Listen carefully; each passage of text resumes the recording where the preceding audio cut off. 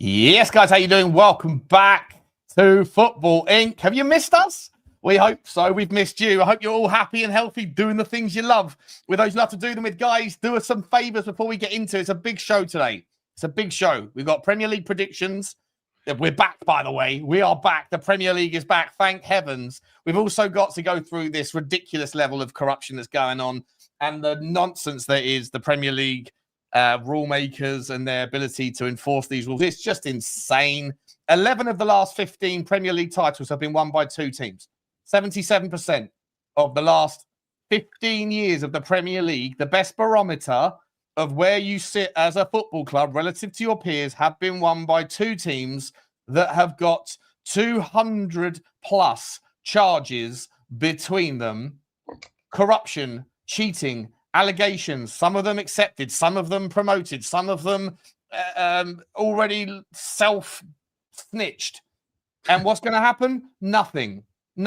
Slaps on the wrists. The whole game is gone. I got Johnny to give his take on it. It's going to be a fun show. We've got other stories as well. There's transfers, late transfers with Turkey and Saudi, all things going on. But guys, before we get into it, you know what you got to do. Smash the like button, hit the subscribe if you want to. And if you do want to and you haven't already, if you do it now, then you get to access the chat and tell Johnny and myself why we are wrong or right, or whether we're somewhere in between. Probably a subtle shade of grey. That's where most of the truth is. Guys, also hit the notification bell so you know when we go live, because we can go live anytime, really, between dawn and dusk. Hit the comment section. Let us know your thoughts. Next bits of the admin, guys, please do get into the description. I will post them in the chat. We really need your help with the podcast side. Okay, if you're people that do enjoy listening to podcasts when you're out walking the wife, then please go and find the Spurs. Go and find Football Inc. on Spotify and on Apple Pods. Really does help the channel out. We're trying to grow that side of the game, and if you can give us a 5-star rating and a review, and also follow us, obviously, we'd really appreciate it. Last bit of admin for you guys. If you're looking for a jersey or two for Christmas, and you know on this channel that we absolutely love supporting our second teams. In fact, Johnny Boy's got a Portsmouth shirt on today. University of Portsmouth. Very cool. And listen, you can get that sort of thing. You can get, I'm not sure if you can get Cremonese or Elche. They are the lesser spotted shirts on any of these shirts, but on any of these channels. But if you do want to get yourself a shirt, Tottenham's third kit, the yellow kit, has now been launched as well on okjersey.com. They are today's sponsors. For around £15, £16, £17, something like that, you get yourself all of the greatest. It's the greatest replicas that are out there. You can't ask more reasonable than that price anyway. But if you really wanted more reasonable pricing, then you can get it right here. Using code FINC, F-I-N-C, at checkout, you get an extra 8% discount. What more could you want? Please do support the show if that's your interest. We really appreciate you. Johnny, how are you, my man? Good to see you, buddy. How you doing? Yeah, good to be back. Holidays are great, but Football Inc. is a whole lot better. Who needs holidays? Listen, it's exciting. I mean, the funny thing is that these early international breaks, I mean, they've had all this preparation to get them up to speed for the football season. They play like 3 games in close proximity, and then they're off on a break again, ruining the momentum for everybody. Kills it for everybody. Ruined it. And we got another one in 3 weeks' time again. 3 weeks' time, we got another one coming. What's the solution, though, Johnny? Could they not just do, like, at the end of the window? I know they've got the Club World Cup, which is a rarity this summer, just gone. But could they not just, like, do a 2-week, 3-week camp where they just get through the equivalent of a tournament in getting these group knockout qualifiers done? Because it destroys the season for everybody, doesn't it? Like, you get 3 weeks in, bang, 2 weeks off. Then you got another one in October, another one in November. It's so frustrating. No one gives a crap about international football, and yet we have to participate in it. And it's so disruptive to the flow. Look, I think it's not helped by the greed of UEFA and FIFA. We're trying to cram all these games in. We all know about it. All our clubs, no matter who you support, complaining about injuries to their key players going down. And I always feel by the time we get to the World Cup this year, we've got 40 plus teams in, Sean. I thought when we got to 32 teams, that was it. That, even that was stretching it.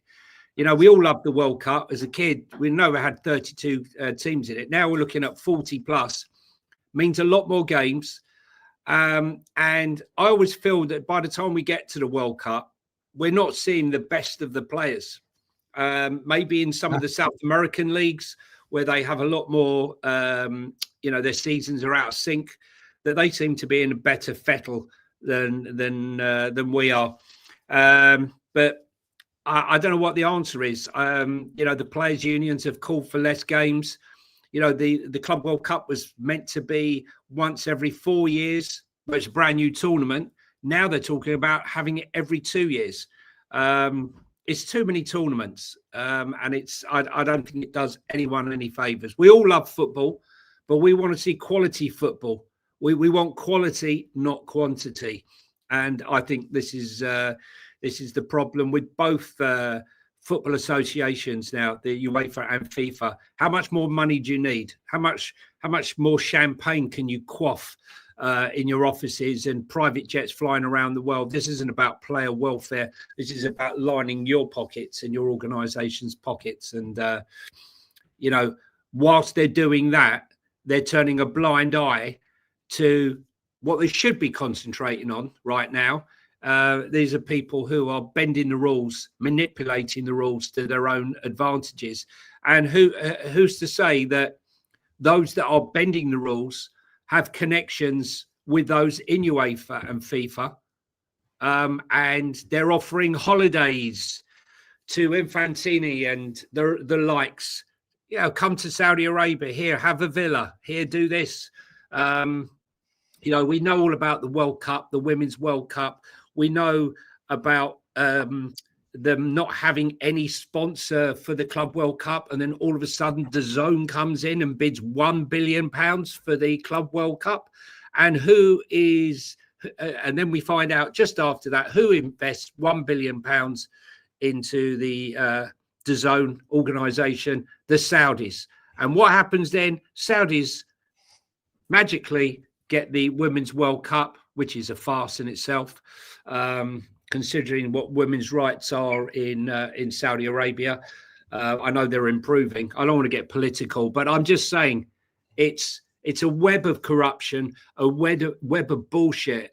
And if you want to, stick your head in the sand, you can pretend none of it's going on. But you and I aren't those two guys, and we want to talk about it and confront it. Yeah, just super quick though. Look, we're not. This isn't a political show, but Jonny, I know you and I have spoken a lot. Like, just super quick, not to make it politics at all, but what happened this week has been another demonstration of the craziness of the world right now with what happened in Utah a couple of days ago. And I know it might not be everybody's cup of tea, but shout out to the family of Charlie Kirk. I haven't had a chance to really mention it, and it was so sickening to see it all over Twitter. The world needs to calm the fuck down a little bit because it's getting out of control. You're not allowed to have opinions anymore. But on this channel, we're non woke. We're non-woke, yeah, and we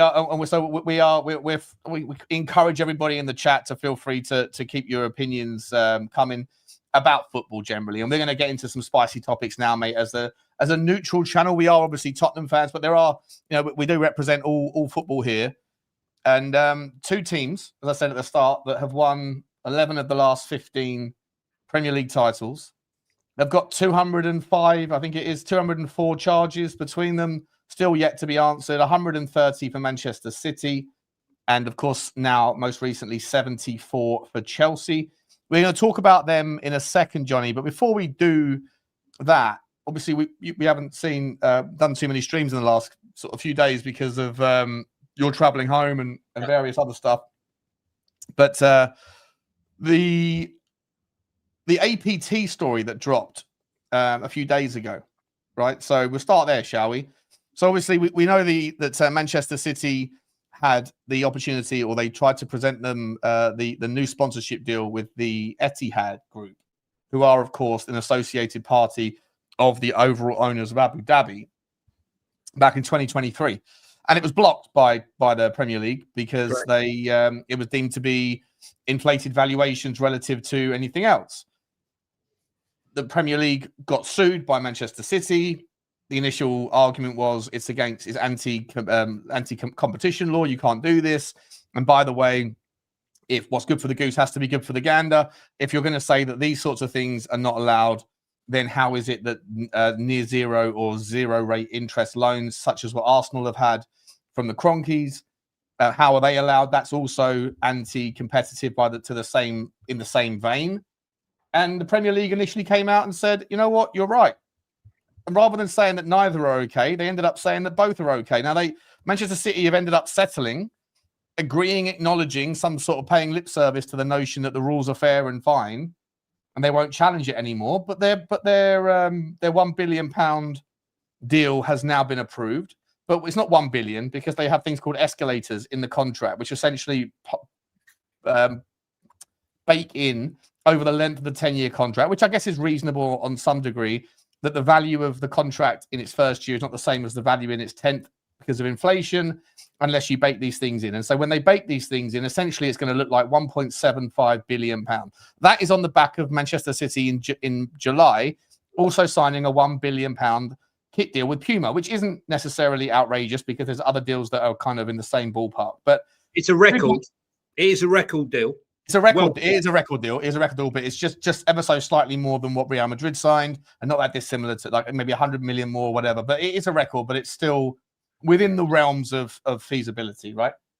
But so Manchester City now are going to have 2.75 billion quid over 10 years in 1.7. You mean 1.7? 1.7 from one and 1 billion from Puma. So in two sponsorship deals alone, they're going to have circa the equivalent of £275 million a year that is coming into their coffers. I mean, I've read so much about this stuff, mate. I've read all these different experts' takes, Johnny, and the general consensus, and I happen to agree, is that unless you happen to be owned by a company, by an ownership that has these relationships with other companies, and also a specific relationship with money where they're happy to rob Peter to pay Paul because they've got a disregard for the value of money and it doesn't matter. It's all just moving money around on a piece of paper, and they've got more money in the ground than than's ever been printed in the history of humankind. Like, you're going to get left behind, aren't you? There's nobody out there apart from Newcastle and Abu Dhabi and Saudi Arabia for Newcastle, Abu Dhabi for Manchester City. There's nobody out there that can do these sorts of things. PSG can do it if they wanted to with Qatar, but like, there really isn't that many other opportunities. It's a bit of a farce, isn't it, mate? The point I've been making for years is that as a Tottenham fan who sort of is accused of defending our ownership, not because I care about that. I just think that the biggest problem in football and the reason why Tottenham's trophy drought has been what it is in no small part because of the relationship with rules, the inability to make enforceable rules, and the fact that there's just too much money coming from too few hands to too few teams that creates a value gap that not many people can close. We haven't even started on the 130 charges, but just that in and of itself, Johnny, what's your take on the whole on the APT decision? Look, I mean, it's just laughable that they reach a decision, Sean, and then just a few days later they announce £1 billion deal with Puma. To put that in context, this is £100 million a season deal just for a kit, plus bonuses, plus inflation linked. So by the time the deal ends in 2035, it's probably, I don't know what it will be, but it will be considerably more than what it is today. To put it in context, Spurs panicked during the COVID outbreak, and we signed a 15-year deal with no escalators for £30 million a year. Our deal looks like it could end up looking like the worst deal ever signed by any club due to the panic. I'm not sure now whether Vinay can tear it up and rip that deal apart, but even the fact that they're Man City and we're Spurs and they've been winning everything in Europe and everything, the discrepancy is ridiculous. I mean, we should be on 50 to 60, not 50 to 60 right here, right now. I looked, funny enough, Sean, I tried to find any link I could between the share owners of Manchester City, even going through to the Americans, as I could with Manchester City, and I couldn't find any connection between the two. Unfortunately, I thought I would find some investment vehicle there, but I don't know what, I don't know what to say anymore. With Man City, no, yeah. Man City are fully owned, 100% owned by Abu Dhabi, and everything in Abu Dhabi is all the little micro companies in Abu Dhabi. They all are owned essentially by the royal family. It's yeah. But they've got. I've looked at Puma's relationship with Abu Dhabi. There's nothing untoward. You know, they have specialist shops in Abu Dhabi selling their local stuff and heritage stuff for the royal family. But obviously, you know, they want to keep well in with them, which is why, you know, but I couldn't find any sort of relationship between the two, unlike I could find with the Saudi PIF with Chelsea and Newcastle, because I was trying to sort of unearth this deal. United's deal with Adidas is around about 90 million a year. I'm not sure how long that runs for. Yeah, 10 years as well, 900 million quid. Yeah. 900 million. And Real Madrid is 1.1 billion euros, which is euros. It was about 950 million quid, something like that. Is it fair market value? There are aspects not fully public which will affect whether the deal is compliant. But I mean, look, who's going to challenge it? Because they've agreed that, you know, the deal's okay. I mean, it's not so much the Puma deal. The Puma deal's fine. That is what it is. That's just fine. But the Etihad deal, there's no other owners are going to be able to do that. There's no other owners in the Premier League that have, apart from Newcastle United, that have the ability to do what the Etihad deal is, right? Which is essentially robbing Peter, i.e. Etihad, to pay Etihad via Newcastle. It's outrageously high. It's outrageously more money. And just because they've agreed the deal to settle, because once again the Premier League are terrified of the cost of the legal side of it. I mean, their last deal was 65 million that expired. Yeah. So, you know, and then you've got the 130 charges, mate, that are still not yet resolved. We were promised in January. It was supposed to be in October. I think it was October last year or November last year that they actually came to their resolution. And then we were initially told in January that the ruling would be out in March. It's now September and we still haven't heard anything about it. And you know what's going to happen, mate. You know that it's going to be a slap on the wrist. Like and now you've got the Chelsea thing, 74. So the Chelsea one, for those of you who don't know, essentially goes back to Roman. It's all about Roman Abramovich's period. But when Todd Bowley first came in, they went through the books, they audited the books, and they found all of these discrepancies. Some of them with regards Chelsea, Abramovich's former PA, I forget her name, Maria Zarinkova or something like that, Arazikova, something like that. I forget the name. And she was getting paid in property deals, essentially around Chelsea, apartments around Chelsea, to be able to keep the cost of her off of the books. And then all of these other things came up with regards third-party payments towards agents and intermediaries that were paid off the books via very complex offshore accounts.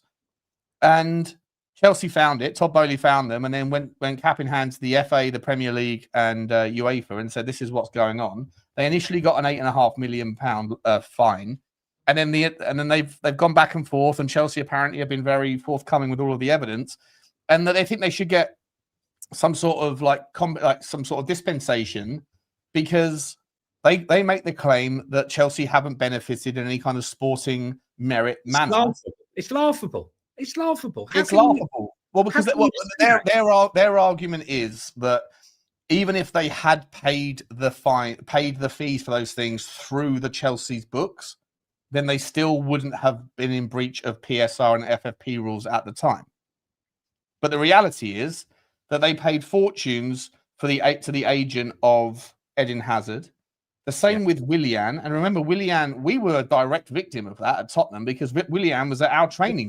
Jumped out of our window. Our toilet window, and got in an Uber or something, right? The difference in charges, I mean, Chelsea's 74 charges relate to a time frame of 2010 to 2016, the Abramovich era, right? But charges run through to 2022 for disclosure failures, whereas Manchester City's are 2009 to 2018. So it's some of those are also related to people like Mancini not getting paid as much money as the manager of the football club as was official, and then during the Christmas break he fucked off to Abu Dhabi and was paid like several £1 million to be a consultant and do a couple of speeches. And so basically he was like, you know what, just give me 2 million or 3 million a year through the books, but pay me the other 5 for other things. No doubt, home. He's probably got a home and all the rest of it. So the type of rules broken, right, for the Chelsea ones, they're talking about FA football agents, intermediary regulations, FA third-party investment rules, failure to disclose accurate info, whereas the Man City charges are profitability and sustainability rules, FFP, inaccurate financial reporting, and failure to cooperate. I mean, failing to cooperate with investigators. Yeah. I mean, if you've got nothing to hide, why are you failing? You know? And then, but Chelsea's argument is, well, we have cooperated. We've come forth. We've given you access to everything. What scares me more, though, Johnny, is that if Chelsea hadn't said anything, would the Premier League have ever found out? Well, right. So the reason why they disclosed it, because historically, if you disclose something voluntarily, you are normally get a softer sentence, and they knew this. But in the back of their minds, why do you think they made so many signings over the last 18 months? They knew this was hanging over their heads, and they knew that should they get a transfer embargo, they're covered. They've got another team out in Strasbourg covering.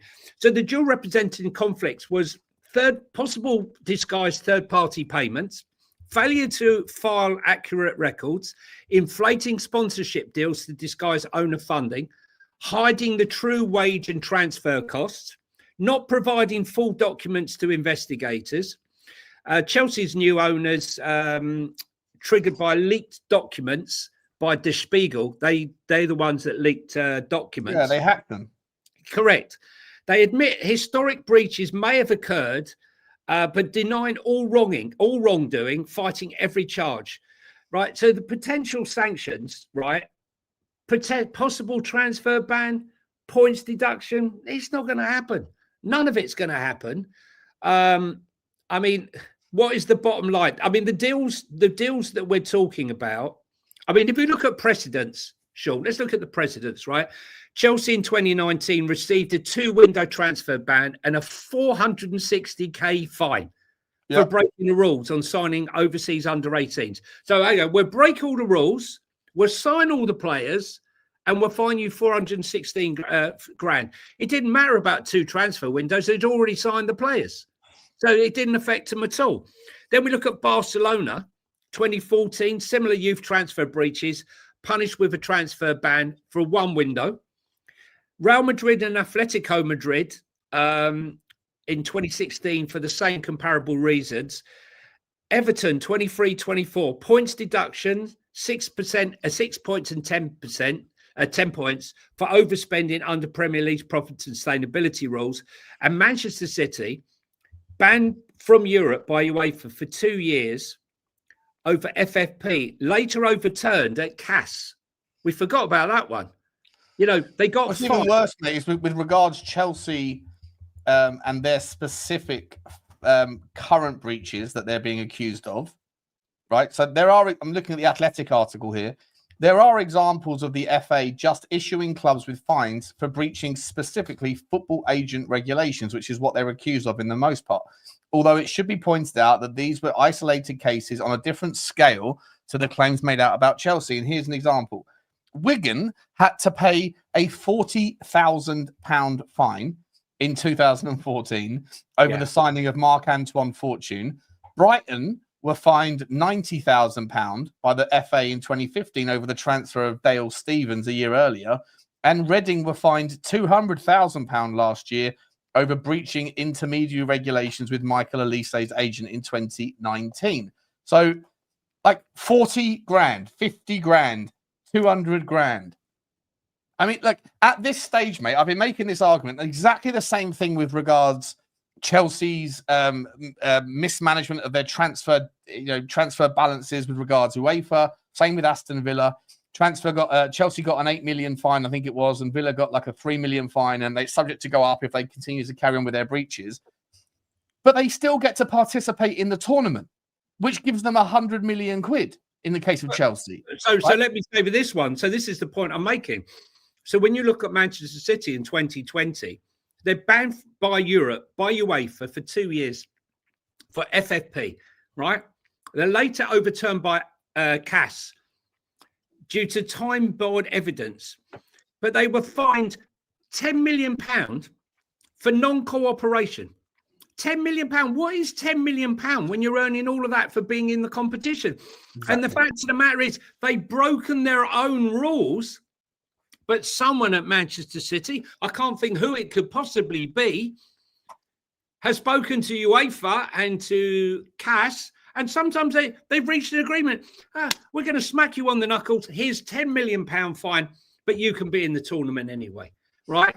We know that Chelsea and Aston Villa have probably not made the deadline, January, to get their house in order for their fines from UEFA.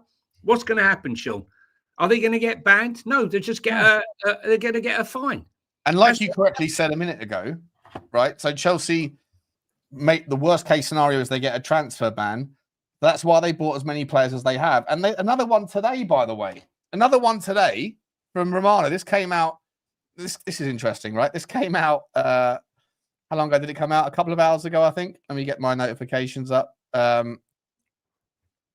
It's from Fabrizio Romano. So Romano said, where is it? Hang on a second. While you're doing that, I'll do the transfers that are in the spotlight. So I've got it here. Chelsea will sign Emmanuel Emega in 2026. Pre-agreement done. Here we go. Guess where he plays? CFC anticipate Champions League and the Premier League clubs are going to be keen on Emega as he wanted to stay at Strasbourg and lead them to Europe. And he will join Chelsea on a 7-year contract from 2026. For tuppence halfpenny. So the transfers, Johnny, it's a joke. It's a joke. So the transfers that are in the spotlight, according to the reports, right, under Abramovich, the few that have been flagged is William and Samuel Eto'o in 2013 from Anzi, can never remember the name of them. Allegations of side payments to intermediaries not properly disclosed. Eden Hazard, 2012 from Lille, possibly irregular agent and intermediary fees. Didier Drogba's return in 2014. Questions about commissions paid around the free transfer. And Diogo Costa and Philippe Luis in 2014 from Atletico Madrid, undeclared payments linked to agents. I mean, what is actually going to happen? What is actually going to happen? I mean, this is the thing. Daniel Levy was dying on the sword of FFP and PSR, hoping upon hope that everything he'd based building the stadium on to bring him the income, to give him that edge, to give him the advantage, in essence, has meant nothing other than having 800, 900 million pounds worth of debt. And if you can't beat them, you got to join them. So I suggest we sell the women's football team to ourselves, or to a. Yeah, but you have to have owners that are willing to put that money in for that, don't you? Well, yeah, we don't. We don't. Yeah, I mean, we don't. I mean, we've been going on about the Strasbourg Chelsea deal way before this channel started. We've been going on about Clear Lake Capital and Newcastle way before any of this started. But as Daniel says, you've got to hand it to Bowley. He knows his way around the rules. And and he's It done doesn't it. take much to figure them out, mate, Johnny. I remember me and you doing shows last June, like picking up on 10 loopholes that hadn't been exploited yet. And within 24, 48 hours, one or two of them were literally exploited by Aston Villa, Chelsea, and someone else. I think it was Everton. It's so easy to see the loopholes, but the willingness to close them has to be on the behalf of the Premier League teams. And they had the chance to do one of those things in June, mate. And when the Premier League owners got together, and there wasn't the appetite to shut the loophole on the buying and selling back of the hotels to themselves and the third party assets. So, to me, like, you're right. Like, if you can't beat them, join them, or you can just sit there and get frustrated. But there's very few people that you can join them with. So what does Brentford do? Like, what does a Brentford do? What does a what lose their best assets all the time is what's going to happen. It's just a 2-tier system, mate. Like, the only teams, Jurgen Klopp said it. It looks a little bit kind of laughable now, given the fact that Liverpool spent about 400 million quid this summer. But he said it legitimately. In all fairness to Liverpool, it's legitimate money. They didn't spend last season, 100%, and they won the league. And they've had a very clever approach. They've done the stadium bit by bit. They haven't left their stadium to fall apart like Man United. And, I think Fenway Sports are a fantastic example of how to run a football club. They're the best example. Like, they are the perfect example, but they have certain things that they have certain parts of their recipe, their pie, if you like, whatever. There's certain things that they have access to that other teams don't. People always point to, like, Brighton are a brilliant example. And my answer will be like, well, they're a brilliant example of one thing. They're a brilliant example of brilliant trading strategy and brilliant talent ID. That's what they're brilliant at. But, I don't know if you saw this one, but their technical director that was responsible for that whole thing, he's left the club today at very short notice. You haven't seen that? I'll bring it up in a minute as part of the next. I wonder where he's going, Sean. I don't know yet. I'd love it if he came to us, to be honest. I think he's phenomenal. But I'll bring that story up in a minute. But, like, people say, Brighton are a great example, but they're not really, because they haven't won anything. Brentford are a very similar example to Brighton in the regard, like, the whole thing between Bloom and Benham. I mean, that story, by the way, should be turned into a fucking movie. He loves. The difference is, hang on, let me just stop you there, right? I understand that Brighton haven't won anything, but this is a guy, Tony Bloom, who I admire immensely, who's taken a club absolutely fucked, right? Going nowhere. He's kept them in the Premier League. He loves Brighton, right? This isn't no sham, right? I've gone to games where Tony Bloom has been with the fans, standing with the fans, right? Celebrating goals and stuff, right? This is a guy that does everything for the club. He's a rare breed of owner, and as you quite rightly said many times, 11 of the last 15 titles have been won by two clubs. Okay, so there's very little for others to win. That's why it was so fantastic for me to watch Crystal Palace win the FA Cup this season. That's the romance of the cup. That's what you want to see. You want to see the monopoly of the big clubs broken. And I just think it's rather tragic that it all ended up the way they did, with them being thrown out the club because of multi-club ownership by an irresponsible owner who was doing what he was doing. So whilst other clubs have benefited from all the skullduggery, Crystal Palace actually suffered the back end of it. Right? I hear you. I'm just my point was that when people sit there and think, if you're gonna, I mean, listen, for those of you that aren't Tottenham fans, forgive me for a second, but we get into a lot of debates in the Tottenham sort of ecosystem around how good or bad Daniel Levy was. Daniel Levy, I think everyone can universally agree, was fantastic at the commercial side, but not so good at the negotiation side, not so good at the talent ID thing, not so good at the figuring out the right way to keep convivial relationships, and obviously not so good with the youth team until more recently, although that still hasn't really matured into anything yet.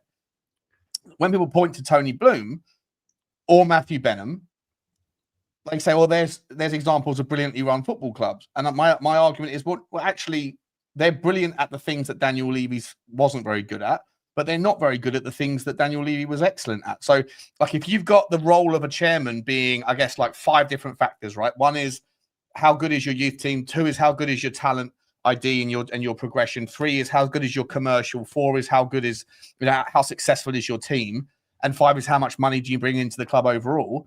The things that Daniel Levy was great at are the things that Tony Bloom wasn't, and Matthew Benham not so much. And then the things that those guys were brilliant at, Daniel Levy not so much at. But overall, none of those 3 teams have been comparably competitive at lifting what all fans want, which is more trophies. Liverpool, on the other hand, are good at all of those things. Maybe not as good as some as others, but what they have got is also that unique ability to be the most successful team of all time in England.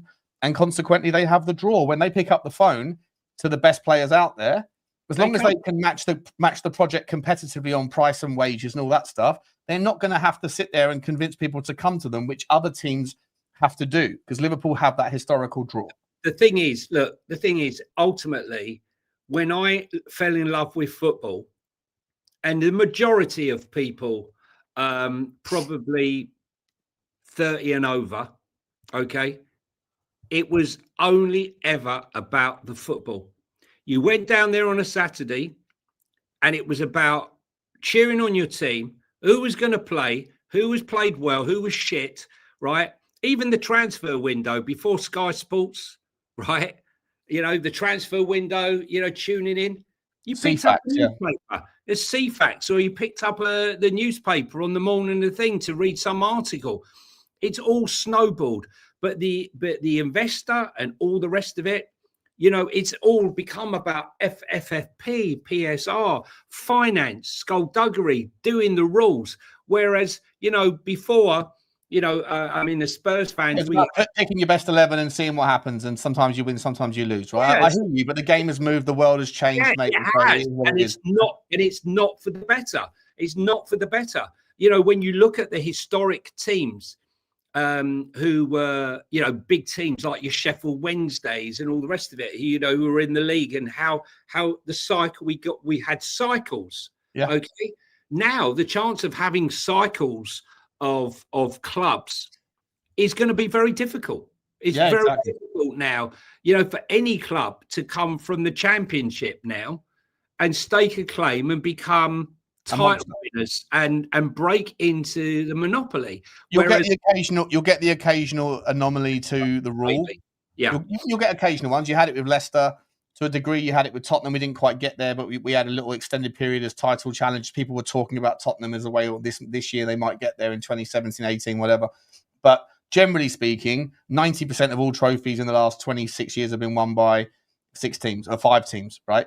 And then there's 2 teams that have won 2 trophies, and then everybody else, there's like 6 teams that have won 1 a pot. And most of those teams, by the way, have got relegated subsequently. You had the romance. You had your Sunderlands, you had your Wimbledons. We had romance. This dream of coming up into the league. Yes, they were the minnows, but the golf wasn't. We had the Liverpool dominating for years, and we had Man United dominating for years, and we had Arsenal. It just feels like now this is the script, and the script can never really change. Here's your top 6, right? And that's 7 maybe, and then that's it. And that's not how we want to see. I don't want to see another league like we had last season. I'm much more hopeful this season that won't be the case. I don't want to see a league like we had last season, where those bottom 3 were cast adrift months before the end of the season. I think we got a couple of super chats, Sean. Should we? Yeah, we'll come to them. Yeah, we'll come to them now. By the way, guys, we haven't asked. We've been going for 40 minutes. Please do smash the like button, please. It's really important. It helps the channel out so much. So if you do enjoy these daily chinwags between Jonny and I, then please do show your support by smashing the like and hit the subscribe as well. Really appreciate it. Dean Law, big up Deanie. He's always here every single show. He started the super. And we're off to the London Stadium tomorrow. If you're a Tottenham fan, Deanie, I think you are, my man. Appreciate you so much. Thank you very much, buddy. Love you, man. Husen, Daniel Husen. Where's Daniel, mate? Where is he, buddy? Deepest, darkest Peru. Big up to you, Daniel. Always here with a super sticker as well. We love you, my man. Thank you very much indeed, buddy. Let us know when you're coming over London way. We'll take you out. Daniel Field as well. Big up to you, Daniel. Hope you're okay. Choo to you. Choo to you all. We appreciate you guys very much. Please do smash the subscribe button and hit the like as well. It really does help. Guys, Johnny, let me ask you a slight pivot, my man. Let me talk to you about this story. So this is about the technical director, David Weir, right? So David Weir. Is that the old Everton? You talking about the old Everton player? No, that was someone else's Weir. That was that guy. Oh, David Weir, right? Okay, yeah. Brighton, right. So Weir arrived at Brighton at the Albion as pathway development manager in 2018. He was responsible for plotting and overseeing a route for young players through the academy and via loans into the first team. The role is currently held by Gordon Greer, who must once again be congratulated on having the most successful hair transplant in human history from his playing days to now. This is from wearebrighton.com, bit of banter. Anyway, Weir was rather good at the whole pathway development manager thing. During his time, the likes of Ben White, Sanchez, Caicedo all went from gaining first-team experience on loan to becoming key players in the Premier League, eventually sold for vast profit. When Dan Ashworth beheaded up to Newcastle United in 2022 to become sporting director for the Saudi Sports Watch. Oh, Jesus. David Weir was promoted to technical director at the Albion. It is a role he has held for the past 3 years until his surprise departure. I just want to give you a quick... there must have been something that's happened here, right? Because Tony Bloom has literally said in the statement, David has served our club very well. That's it. But we now wish to refresh our technical area with new leadership and direction. I'd like to thank David for everything he has done for us and to wish him well for the future. It seems like it's come as a shock to Brighton. It's come out of nowhere, Johnny. And this is the sort of gardening leave. No gardening leave. No gardening leave. He knows a thing or two about how to pathway a personal to. Possibly a bit of a disruption for Brighton. But then Brighton always they've got the next guy after the next guy. Succession.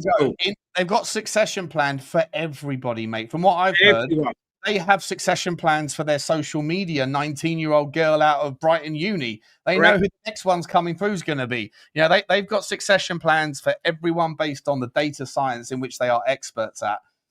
Who's the thing or two about the thing or two? That's David Weir. David Weir knows a thing or two about a thing or two. What do you mean? We should do a thing or two about a thing or two. What did you say? What did you say? Sorry? I said, should we cue a thing or two about a thing or two, Mr. Rumsfeld? Is that David Weir? Is that not David Weir? Where are you? I'm not sure what you're saying, mate. I don't know what you're talking about. Don't worry. I thought I was going to cue the... There are known knowns. There are things... that one, guy. Yeah. A thing or two about a thing or two. 100%. There are none unknowns. Listen, Brighton, it's quite an unusual one, that, because they normally only leave to go to a greater place in the sky, another club. So I'm not quite sure what's happened with this one. No announcement, no gardening leave. Maybe we'll see what happens with that. But I'm sure he won't be short of offers, mate. I'm sure he won't be short of offers, you know? No, definitely not. But I think we've got Lewis as our transition development person at Spurs. He's been promoted from the under-18s coach, and he's developed them very well. He's sent them all out on loan. Blanket sweep statement, yeah. Listen, also got some very good young kids. Barnett, Byfeld, the new lot coming through, playing for England at the moment. Very, very good. Apparently, Tottenham have also appointed a chief communications officer, some lady named Kate Miller, who was in charge of England and Wales Cricket Board. the female team, I Good at believe. should be good at batting away and deflecting all the questions thrown her way, won't she? Very good at the spin as well, managing the spin. Spin. She was EDI campaigning. I'm pretty sure EDI, does that mean equality, diversity, and something else? Is that here we one go. of those? Is it DEI, but in a respin? Woke Central. Woke Central. I'm surprised we didn't hire a transgender. Oh, stop it. We've got to meet all the quotas.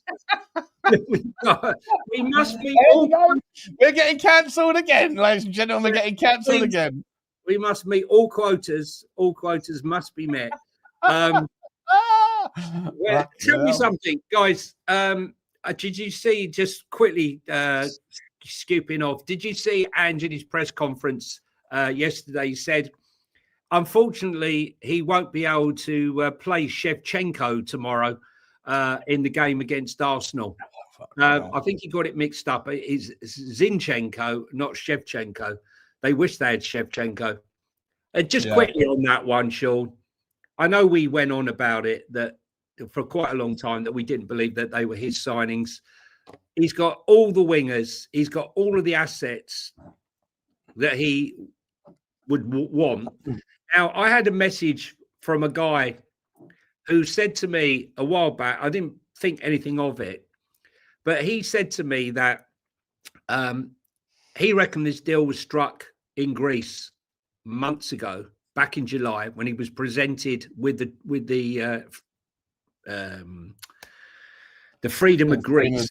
Freedom of the Greece Award. He was involved with the identifying some of these players for his system. And Morgan Gibbs-White, let me tell you, is absolutely perfect for his system because Morgan Gibbs-White runs forever. Yep. But I think it's going to be interesting to see what goes on there. Spurs fans seem to have an absolute fascination. I don't know if it's Spurs fans or Australian fans that happen to be descending on our timeline, but they got very upset on our last stream that we were talking about Ange and what he achieved. Yeah, they did. I mean, we had more comments there. More comments than I think we'd ever had.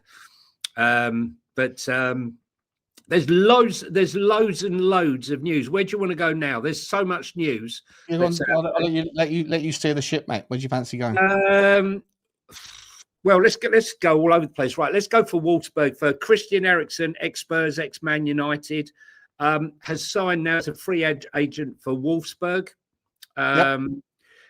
We saw the news that Real Madrid were interested, this was laughable, signing Mickey van der Ven for around 70 million. I think you might get 3/4 of Mickey van der Ven for 70 million.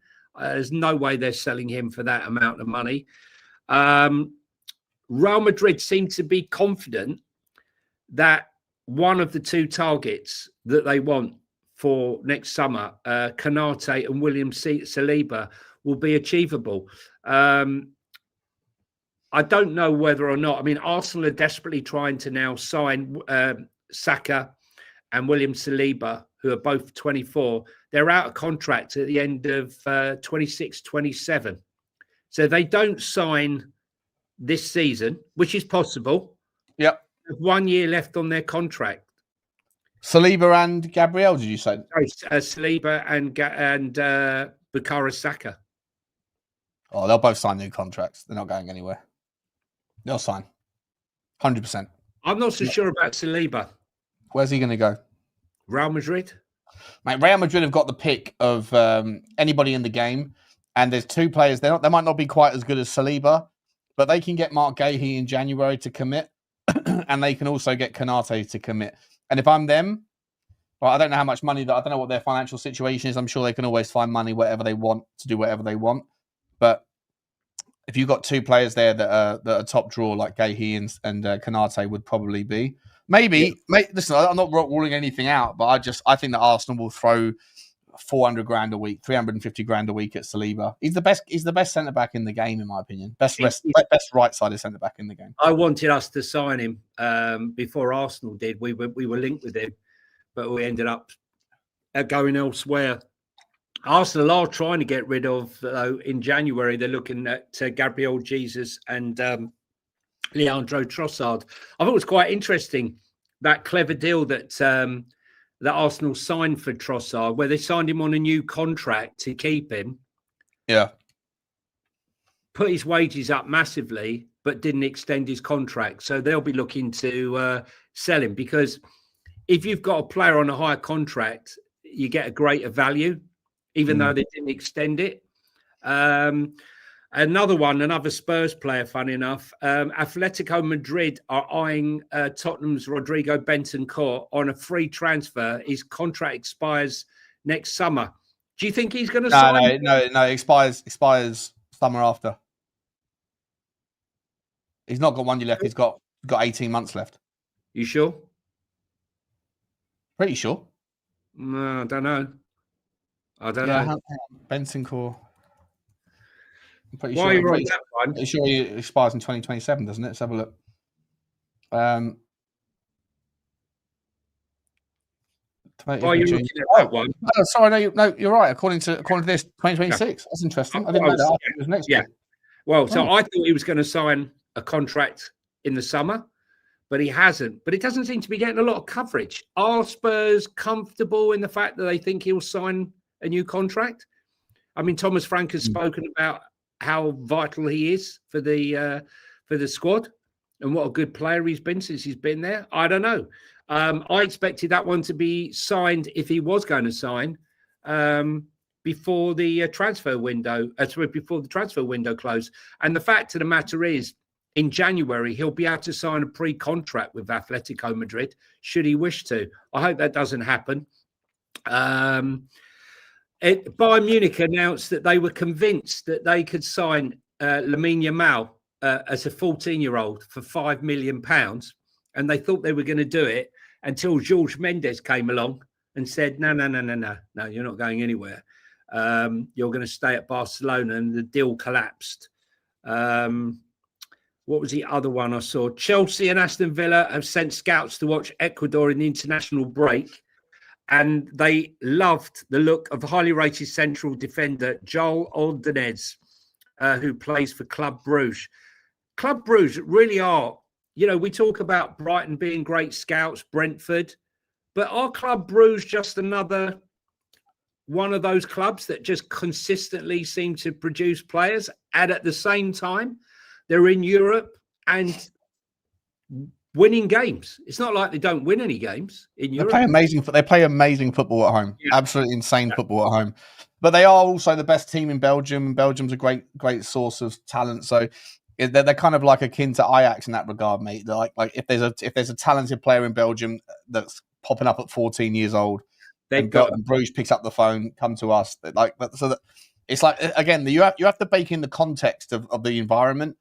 Tottenham Hotspur, as an example, if there's 14-year-olds that are super talented in London, you've got to compete with like 5 or 6 other teams in London in the Premier League that are all going to be going after them. Think about Liverpool. Liverpool have got that draw, and Manchester United in the northwest, whereby teams like Hull, teams around there that can find these 13, 14-year-olds that are brilliant.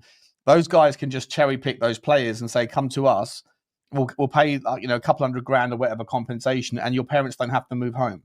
Whereas, try like in Belgium, like there's luxuries and there's privilege that comes from being the biggest team in a certain jurisdiction. That's always going to attract the very best of the kids from in that particular jurisdiction, right? So it's not as easy for everyone else to do it, or at least it's easier for them to be able to kind of to have that draw at that level of football.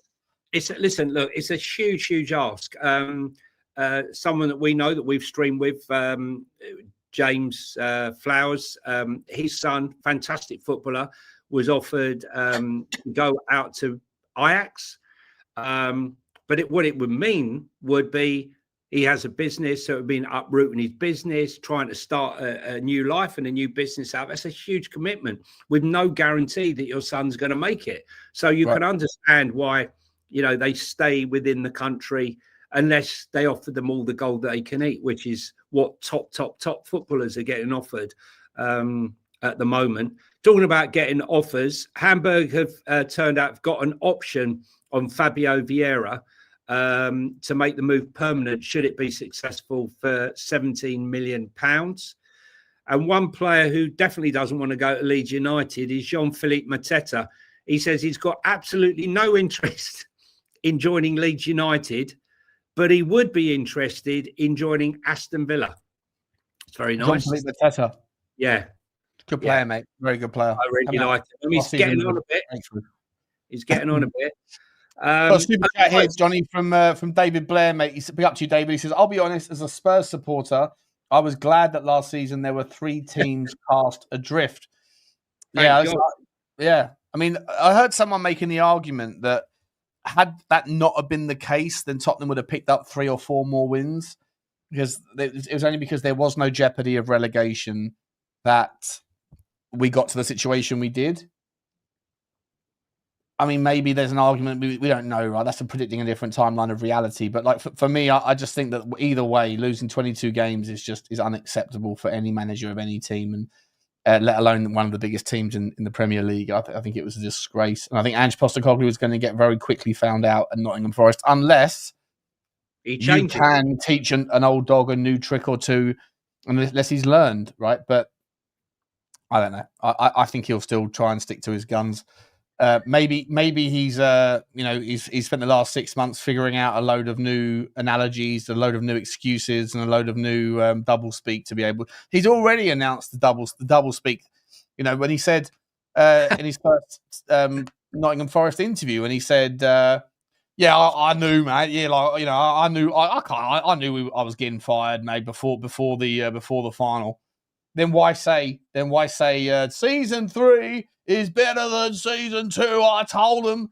Why make all that bollocks up? He just says whatever the fuck. He's literally like the most. I don't know if it's arrogance or just like a complete like. He believes he totally believes in the shit that he says. But he thinks we're all stupid. He thinks that we don't remember what you said. Like, everything that you say now does not align with what you said before. You just say whatever you want to say, and you think that everyone could just like go, "Oh yeah, okay, Ange, I'll gobble that bollocks up." And then when someone calls him out for it, he gets all defensive in his interviews. He's a giant fucking fraud, Johnny, and I can't wait for Forest to get relegated. The biggest fraud, and I got called out and I got shit for it for a long, long time. When I sat out and I defended Jed Spence from the off, right? And I go, "Oh yeah, yeah, I do know, right? This whole Jed Spence, how Ange Postecoglou treated Jed Spence, and then dumps him out the Europa League squad, and then when he have an injury crisis, takes all the credit when suddenly Jed Spence starts playing well, and then what does he do? When he's having an unbelievable season, when he's been thrown in, he turns around and he said, "Yeah, Jed's done very well. He'll do well." All part of my plan. This is exactly what I wanted to put. Yeah, this is all part of my grandmaster plan for Jed. And then what will happen is, when Destiny comes back, he'll get his spot back, and that's exactly what he did. It counted for nothing. Destiny got his spot back, and Jed Spence's form started to slip off, and he wasn't as good. It's not acceptable, but it is what it is. I am so happy. Look at how he is now under Frank. Yeah, look how he is. So happy that Ange Postecoglou is back in the Premier League, because do you remember what we were saying, right? Like, I want him to go. I need him to be fired because he's a fraud. I see through it. I've learned the double speak, and now I witnessed it, and I'm like, yeah, get out of my club.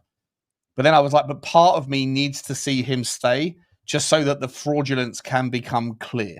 Even though I don't want Tottenham to have to go through what we went through in 24-25, part of me needs the fraud to be exposed. And I'm so happy that he's changed channel.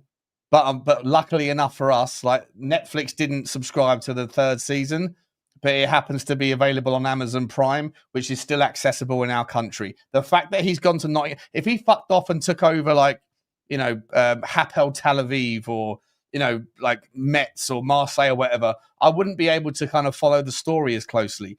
But at Nottingham Forest, a team that I have a newfound vendetta against because of what happened with Gibbs White and Marinakis and all that shit. I've got a little bit of a rivalry of Nottingham Forest. I used to like them, and now I can't stand them. And the fact that they've taken our leftovers, the fact that we're going to see him for all of the fraudulence that he espouses, where it's going to be a beautiful thing to see him in charge of a team that I now hate, and it's going to go tits up. And fair play, if he manages to get a trophy in his second season or whatever, fair play. I'll be in the mud. I was wrong. He did it again. But if I had £100 to bet right now, it's going to be that Nottingham Forest are the surprise team that out of nowhere gets sucked into a relegation battle. I just hope that Leeds start for the season 2 clean sheets at home. I hope they can build on it and they can get themselves to 40 points. I hope that Sunderland's massive expenditure is going to see them secure. And I really hope that Burnley also put in a good shift, because I genuinely think that there's a few other teams that might get sucked in, like a Brentford, unfortunately. I don't want to see them get sucked into it, but I think they might do. I really hope that West Ham go down as well. I'd love it if they went down because they're West Ham. Personally, if Nottingham Forest, Johnny, gets sucked into a relegation battle, and you got the 2 Greek men, the 2 big. It's not Big Ange anymore. It's Little Ange in comparison. If they get sucked into a relegation battle, mate, it will be beautiful. Well, who is going to be? What is he going to actually turn around and say? I have to sacrifice one competition. I don't think so. Look, I don't think they're going to get sucked in, because I believe, like I said, conspiracy theorists. I think they've known all along they wanted to sack Nuno. And I think Nuno knew they wanted to sack Nuno before the season even started, when they started signing players that did not suit his system. I also think that Ange knew when they were trying to get and sign Morgan Gibbs White. I wouldn't be surprised if Ange got on the phone and said, he ain't going. I need him. I don't wish him any ill. But I'm not a fan of Marinakis. Marinakis, what he's done, how he's behaved, the whole thing with Crystal Palace and all the rest of it. He's my new go-to dislike. Let him get on with it. There are other clubs out there to love. Anthony, about Spence, yeah? The reason I know about Spence is my best mate and son look after Jed Spence. And so that's why, when you go up to Coventry to watch him play and he doesn't even start under Ange Postecoglou, they put Archie Gray at right back instead of him. And the only reason he got on the pitch was because of an injury to Destiny Udogie. And he scores the goal in the 88th minute that saves their blushes against Coventry. And then he gets dumped the next game. No. And yeah, I didn't say Richarlison was awesome. I never, ever used that word awesome. I said he needs to be given time to be fit. Never, ever said awesome. That's for sure. One player who is awesome, though. Hang on, before you move on, look at this bullshit. What did I make them as racist? But you've got one chance to come back in with a sensible comment, or you're going to be blocked forever, DJ19. Because I think I've seen your name pop up 3 or 4 times in this chat, and you've been going after Johnny and I the entire time. And I'm all here for it. Free speech. However, free speech doesn't come without consequences. So explain how what I have said that is in any way, shape, or form racist. You absolute donut. And if you don't, then you know what? I'll let it go. But if you come back in with something and it's the wrong comment, you're gone, brother. Goodbye. So let me know how exactly I've been racist, you absolute fucking idiot. Just to say, guys, we're going to have our predictions. So any of the members, could you please just shout us out if you're around?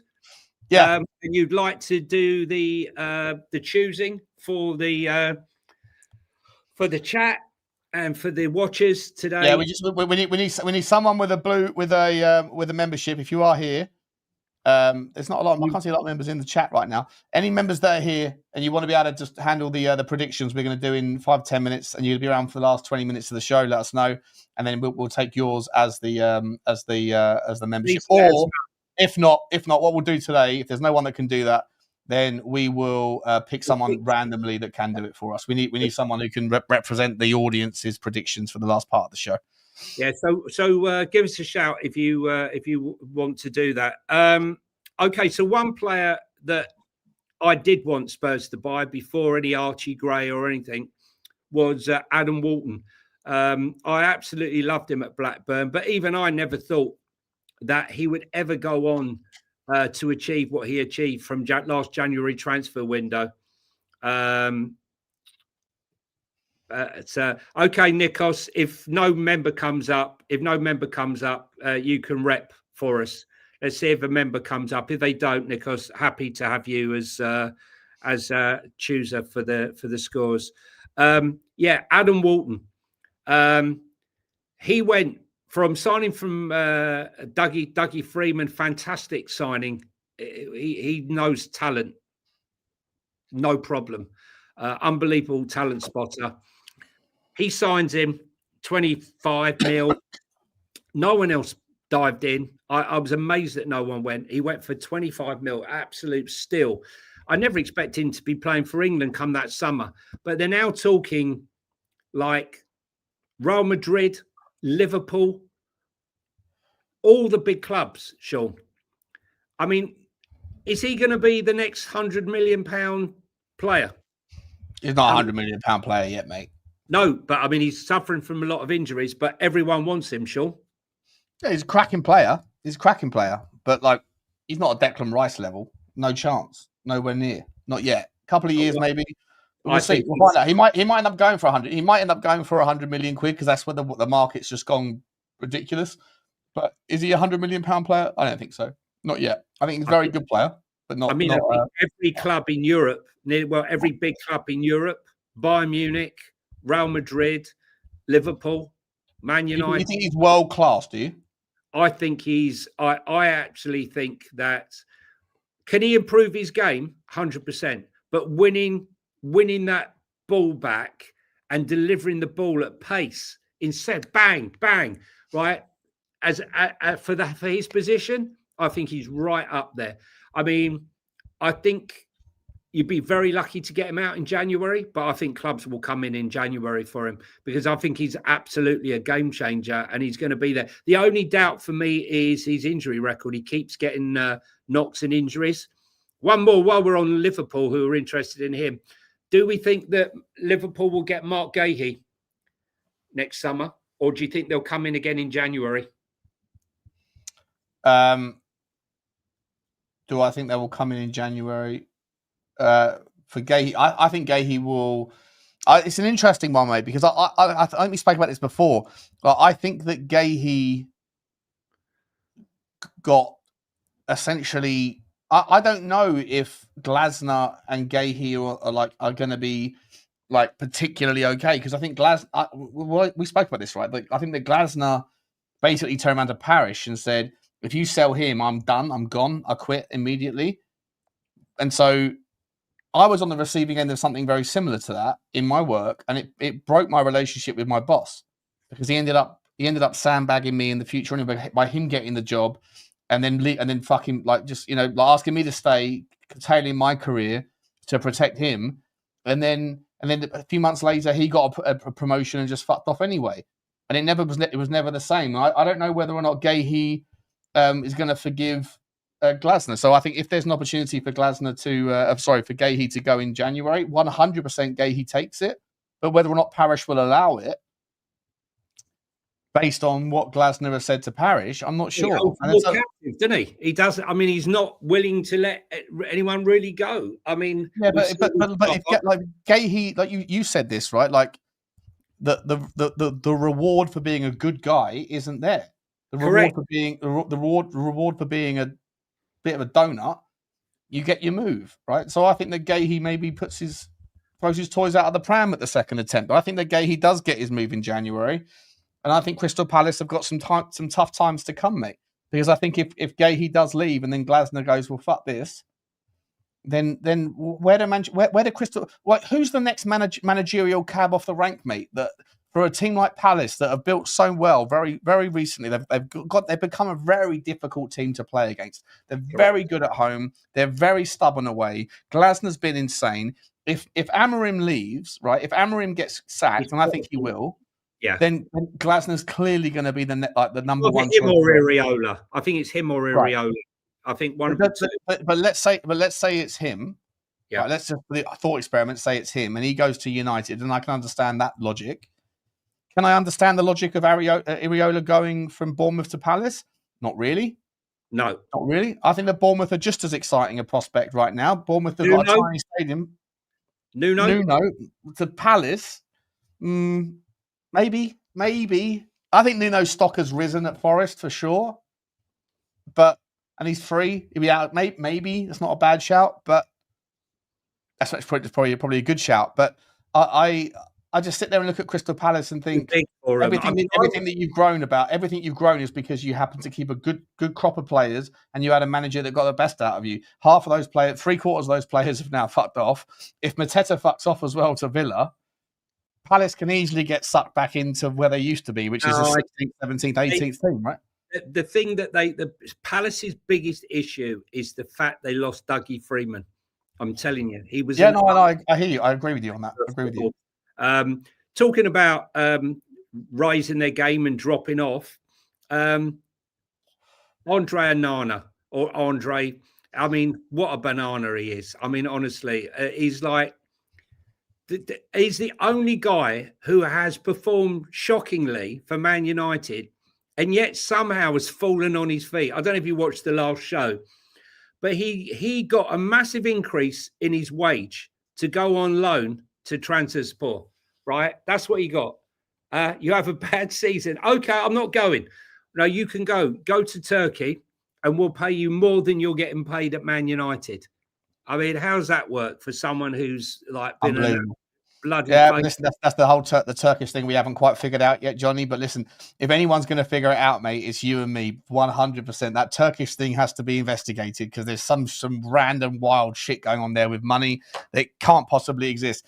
Let me just, before we move on, someone a minute ago asked, "How do I become a member?" I didn't see who it was. It Marshall? I forget who it was who asked, "How do I become a member?" If you'd like to become a member of the channel, guys, then that's the link that you need to hit. If you click that link there, the kind of the thing will pop up. And I appreciate. Oh, Groucho, was it? Groucho asked how to do it. Thank you, Alan. Appreciate you. Thank you, Alan. Listen, guys, if you are in the chat, and I know loads of you come and watch this channel, but for some unknown reason, not everybody bothers to hit the subscribe button, and it's the subscribers we're trying to grow. It doesn't cost you any money to subscribe, but it enables you to come into the chat and talk. And also, if you come in and you subscribe and you're in the chat, when we give away our free shirts, courtesy of OK Jersey, you can enter into that competition. So it's worthwhile hitting the subscribe button, guys. Doesn't cost anything, but it helps us grow. And that's what we're trying. On that note, by the way, we gave away 3 shirts last week from OK Jersey, and the 3 winners were Uphill Gardner, Ryan Showell, and Parker. Now, Ryan Showell messaged me, and I've sent him the shirt. He asked for a Poro 22 shirt or whatever, Poro 21 or whatever number he wears, and that's in the post to you, Ryan, right now. Uphill Gardner and Parker, you haven't messaged me anything. We can give away another shirt, Johnny, whenever we want. But I want to give them until I'll give these other guys a couple more. I'll give it until tomorrow. You're not around tomorrow. You're going to the game. Well, Sunday I'll be here. But Uphill Gardner's always in the chat. Uphill Gardner, if you're still in the chat, come and tell us what shirt you want. There, I messaged you, Sean. He says. Oh, I haven't seen it. Can you email me at SeanButlerTV@gmail.com, please, mate? Can you email me again? SeanButlerTV@gmail.com. I need your name, your actual name, your address, your telephone number, and your size. Go 2 sizes up, and whatever shirt you want from the website. And sorry if I haven't seen it. And Parker, I haven't seen either. And we will give away these shirts, guys. We'll be giving away more as the season goes on. We're going to have loads more different shirts. Loads of giveaways. They do have the yellow shirt at the moment, but the yellow I think the only version of the yellow shirt they're currently advertising is the player shirt, which is obviously slim. slim fit. So you better be in good shape, Uphill Gardener. Not like me. Not like me, eh? It's okay for svelte people like myself. Haha. I'm full of hummus. They're advertising both, are they? They got the both. Yeah, they're Sean Butler TV. Sean Butler and then TV. The letter T and the letter V at gmail.com. Uphill. There you go. Email me there and we'll sort it out, man. We'll sort it out. I need a dick pic for references only. No, dear. Do Jersey have Grimsby shirt? I don't think maybe they do. I doubt it. But you can ask. If there's any shirts that you guys particularly want that's not on the website, then let me know and I'll ask Edward to add it to the repertoire. They're very good over there. Edward's very good. Johnny, are you ready to go into the predictions, or do you want to got more to talk about? We can do we've got more chat, but we can go into the predictions. So is Nikos, are you there? Nikos, if you're there, mate, we're going to take your predicciones on the scores on the draws. Let's start then. This is game week 4. Thank God it's back, and we are about to participate in. Who's gonna win this weekend? Gotta predict the scores. Gotta be Nostradamus, picking wins, losses, and draws. Who's gonna win this weekend? Gotta predict the scores. Gotta be Nostradamus, picking wins, losses, and draws.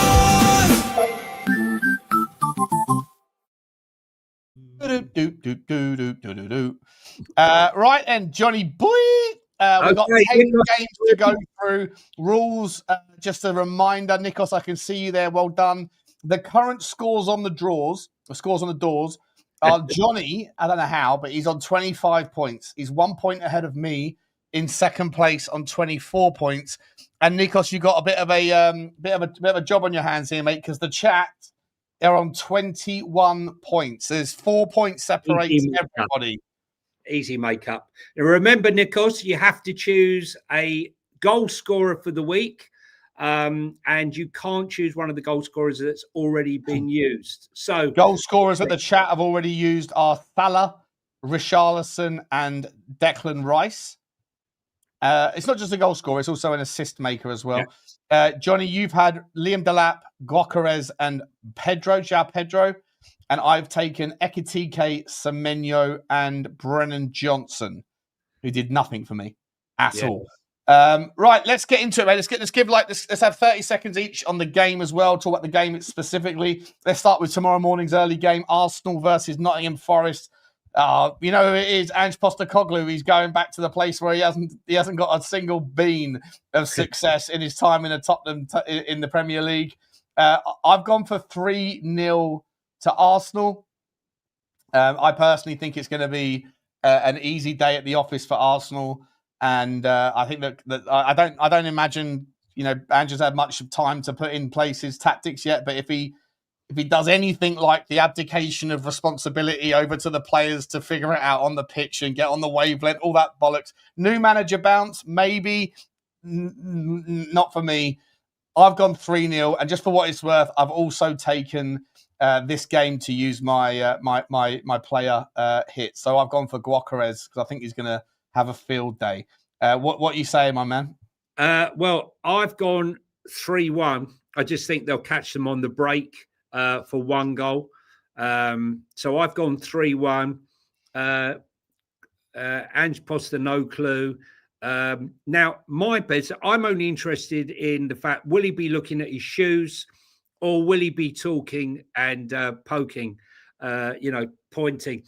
I have seen that Nikos, is that actually 2-1 win to Nottingham Forest, Nikos? Yeah, he's gone for 2-1 Forest. He's okay, fair enough. I wonder whether Nikos is Greek. Nikos, are you Greek? No, I think he might be. He might be.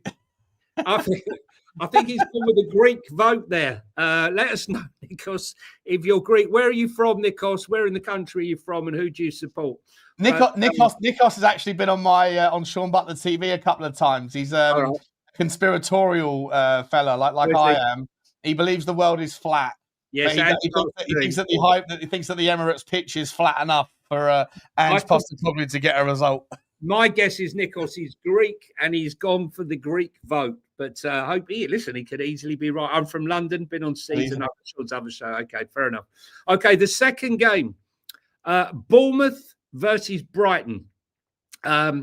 I've gone for a Desmond here.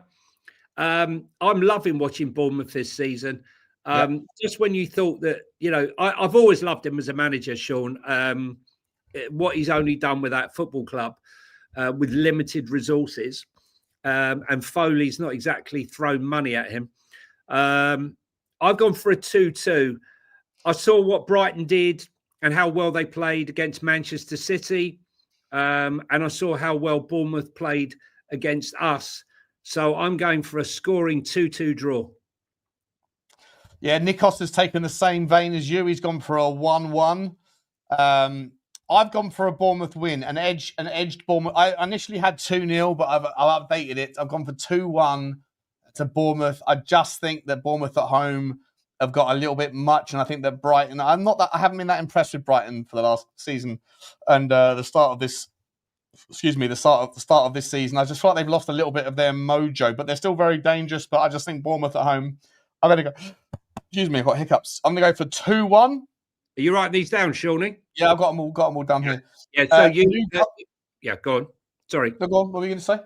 I've got the next one I've got is Palace Sunderland. Oh, okay. Oh, that's fine. We'll go there then. Palace Sunderland. What are you saying? I've gone for a 3-1 win to Palace. Yeah. I think Sunderland are going to be very good at home. Might struggle a bit away from home. Saying that, did they not beat Burnley? Or was it? No, hang on. Burnley beat them at home. That's right. Yeah, Burnley beat them at home. So I'm going to go 3-1. And I expect Mateta to come on and whack some goals in. What about yourself? I have gone for 2-1 to Palace. Again, a tight affair. I think Sunderland will be dogged and will try to pick them off, but I just think that Mateta's going to have a bit of a he'll get an opportunity. Palace have got more than enough firepower. They play very well at the Selhurst Park. I've gone for 2-1. Has Nikos put in his chip there? He's gone for 3-1 to Sunderland. I want what Nikos has had for lunch. So 3-1 Sunderland. It is Sunderland away from home, Nikos, yeah? Yeah. He's going for it. He's being wild. What's the next name you got on your list there then? I've got Everton versus Villa.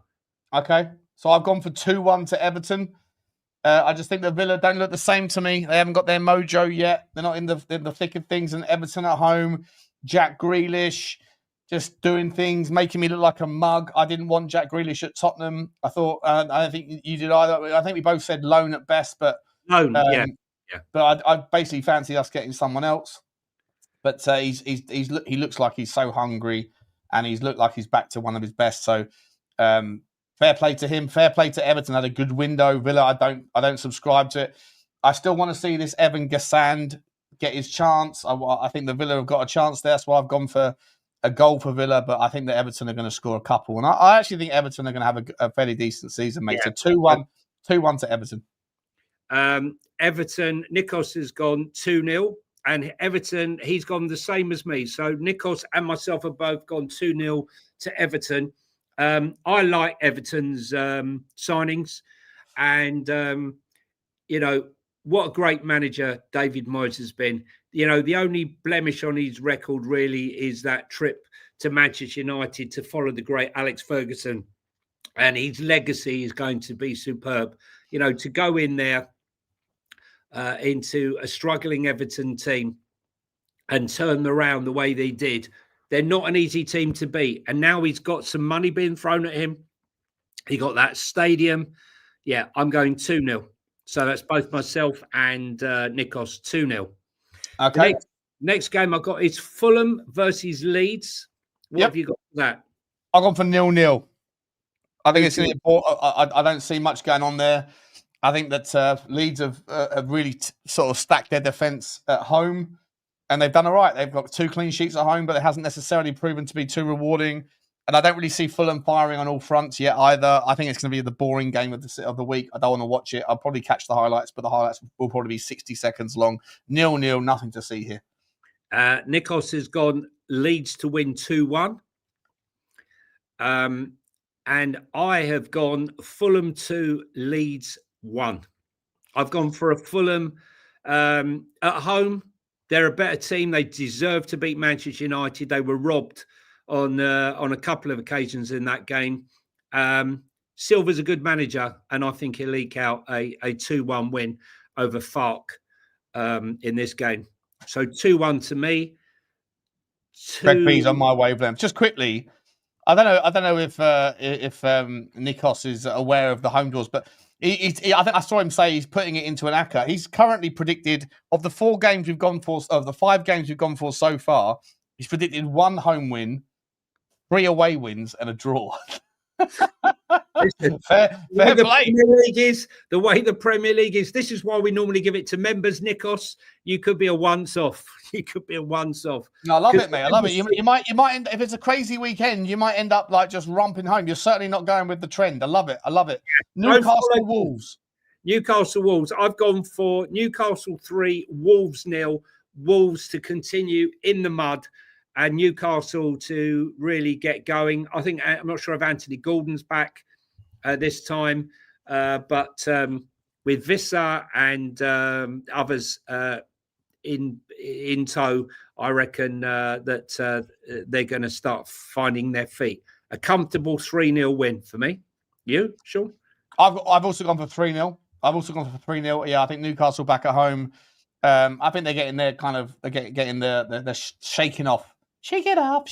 I think they're shaking off the all of the drama of the last couple of weeks, and they've had a bit of time together, and they're going to be fine. They're going to be fine against Wolves. I think Wolves don't look like they haven't found their mojo. I like Wolves, I really do, but they're going to struggle. It's going to be a hard day at the office for Strand Larsen if he's fit. I don't think he's going to get too many chances. So I've gone for 3-0 to Wolves. Nikos, what have you gone for, mate? Can we find you there?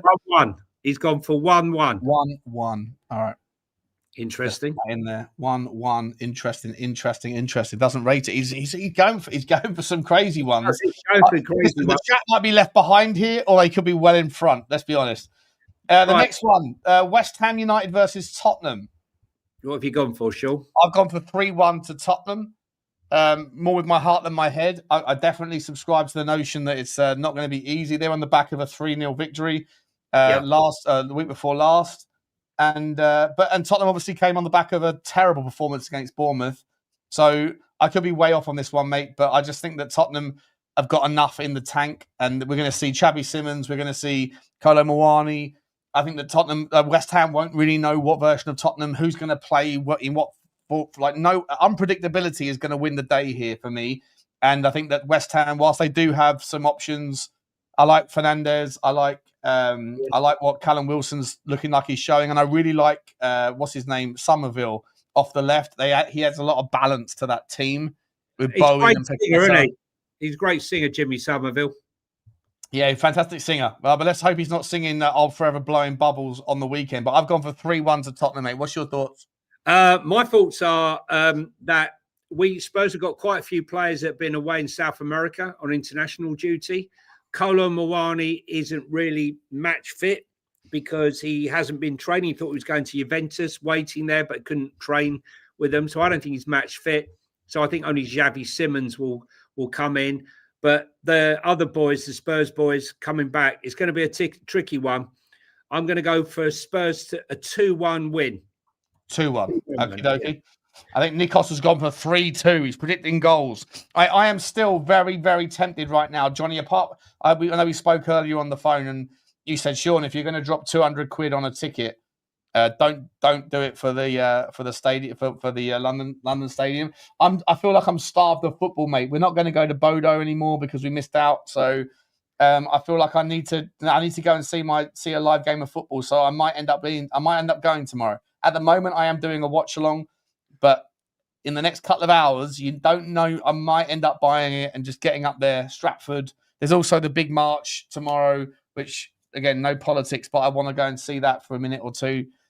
So I might end up spending the day up in London and then ending up at Tottenham tomorrow evening, or West Ham tomorrow evening. Either way, we will find out about that as the evening commences. Brentford versus Chelsea, Johnny. I've gone for 2-0 to Chelsea.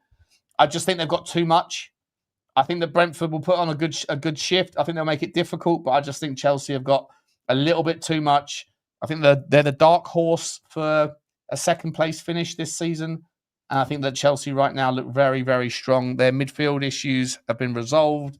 Caicedo is the unsung legend in that midfield three. I know they're missing Cole Palmer, but they've got so many options off the bench as well. And I've just gone 2-0 Chelsea. What are you saying? I've gone Brentford 1, Chelsea 3. I've gone for a 3-1 victory. Chelsea to run out Estavo, as I keep saying, from before the season started, I believe will go on to become the best Brazilian to ever play in the Premier League if he stays here that long. 3-1. Butler arrested for being a far-right racist. No. Listen, I'm not. I just want to go there and see how many people are there, man. I'm not going to waste my time getting involved in that nonsense. I just want to go and just see what's going on. Really, I might just take a day out in London. See what's going on. Where's my man Nico? Where's my man Nico? Nico's gone 1-1, I believe. No, he went 4-0 Chelsea. Did he? Yeah, he is 4-0 Chelsea. Oh, right. So 0-4 Chelsea. Okie dokie.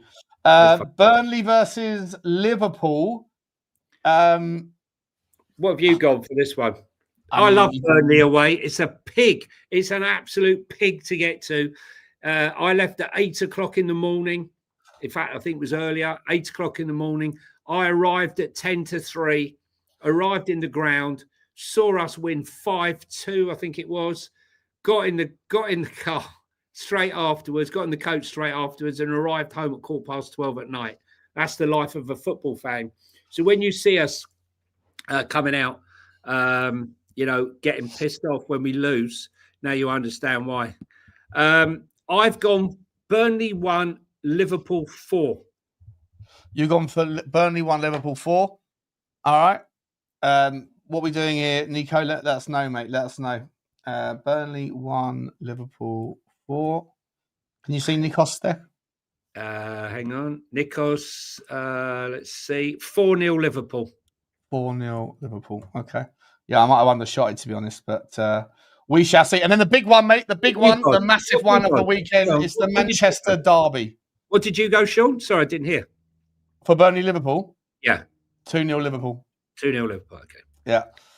Manchester City versus Manchester United. Man, this is Manchester United. It won't be. It'll be Manchester divided after this one. I think it's going to be 2-0 to Manchester City. I've got 2-0 City. I don't think United have got anything about this one. I think that City will win it. What's your thoughts, mate? 3-1 Al Lad. 3-1. 3-1 Al Lad. Al Lad. Man City. 3-1 to City. Yeah. Nikos, to round us off, my man. Who's saying it? Everyone's saying 3-0, 3-1. Mank Derby, 2-1 City. What's City? It's happened. Is he there? 2-1 United. 2-1 United. 2-1 United. Yeah, 2-1 United. Nikos, remember you've got to choose the player who. Yeah, we need. So I've gone for Gyökeres. And so just the rules on that one for a reminder: if the player scores a goal, they get 3 points. If they get an assist, they get 1 additional point for every goal or assist that they score or that they contribute. I've gone for Gyökeres in the Arsenal game. I can't use Johnson or Semenyo or Ekitike, so I've gone for Gyökeres.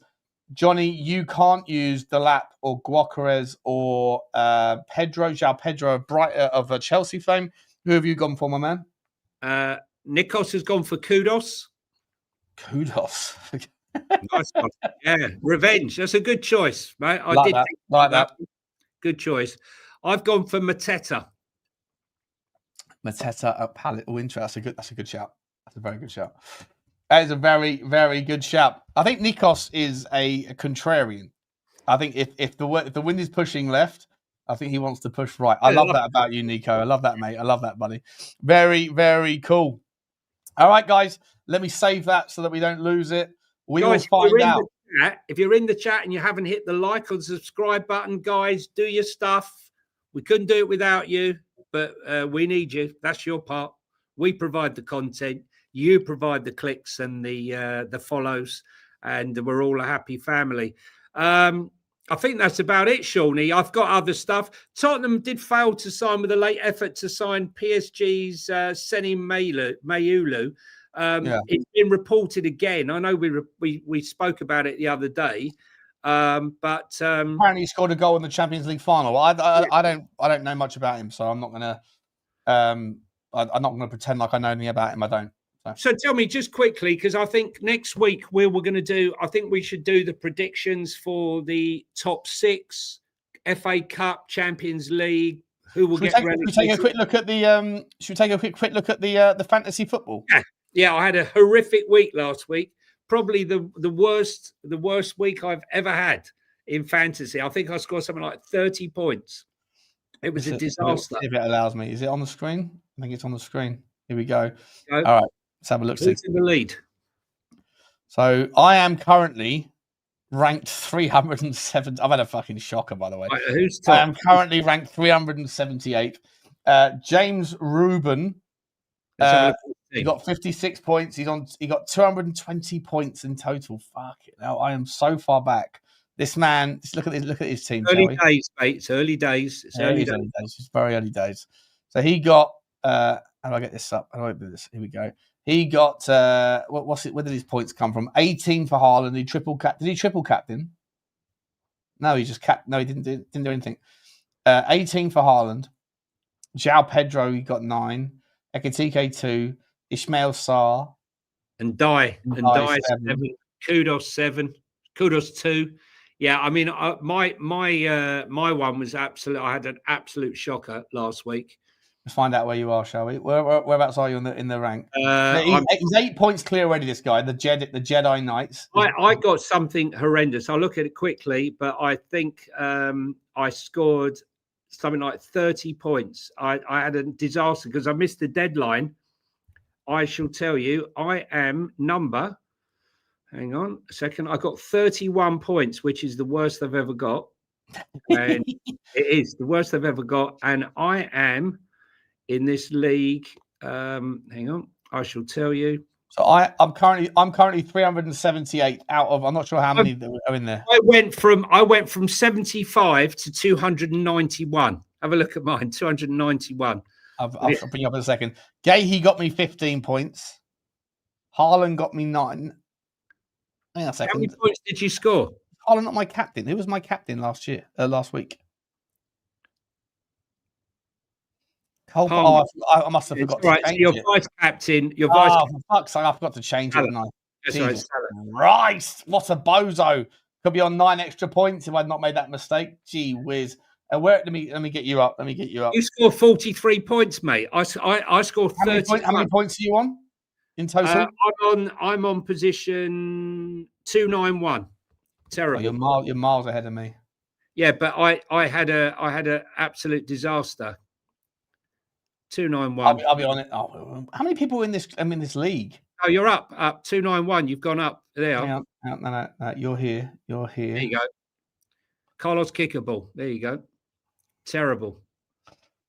Yeah, no one's doing anything in that group, are they? Let's be honest. Look, Goicoechea is 1 point. Salah, Semenya, Reinders, Nouri.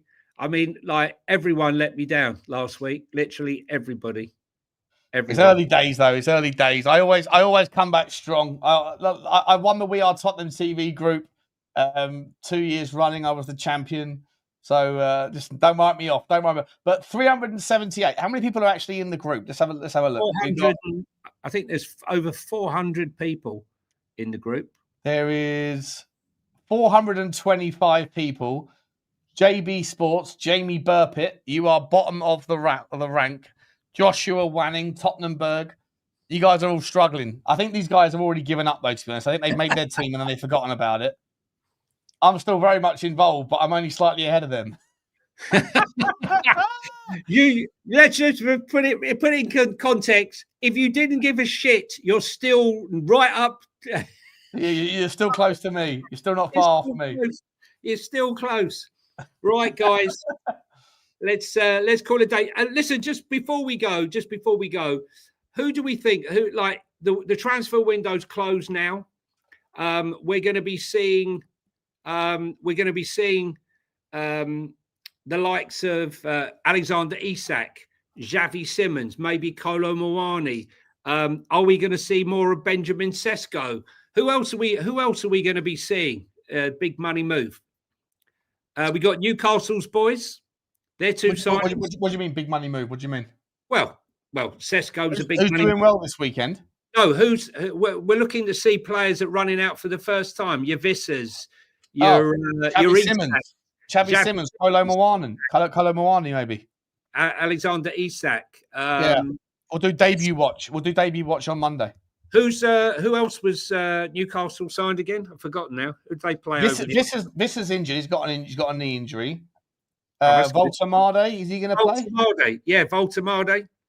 Yeah, maybe Pierre Hincapi as well. Yeah, there's lots of players. Personally, I hope Hincapi gets injured because all I wanted for the last 4 years was Hincapi and Eze, and within 1 week they both went to Arsenal.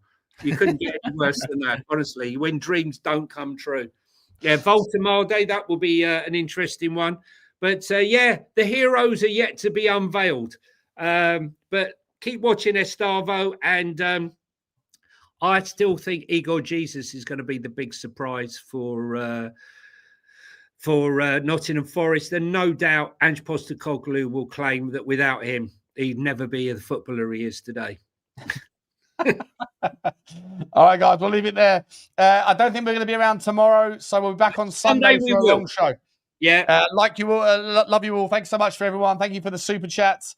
I think the super chat, let me just double check. The super chats are all done and everything. I hope so. They should be. Yeah. And we will like you. We'll love you and leave you. We'll see you on Sunday. You might see me at the ground, or you might see me doing a watch along for the Tottenham game. We will see you then, though. Either way, like, subscribe, and comment. Please get over to OK Jersey if you fancy your jerseys. Code FINK, 8% off.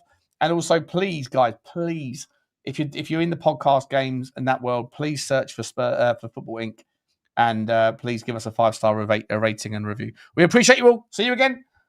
And it's goodbye from me, Johnny. It's goodbye from him. Bye, guys. Bye.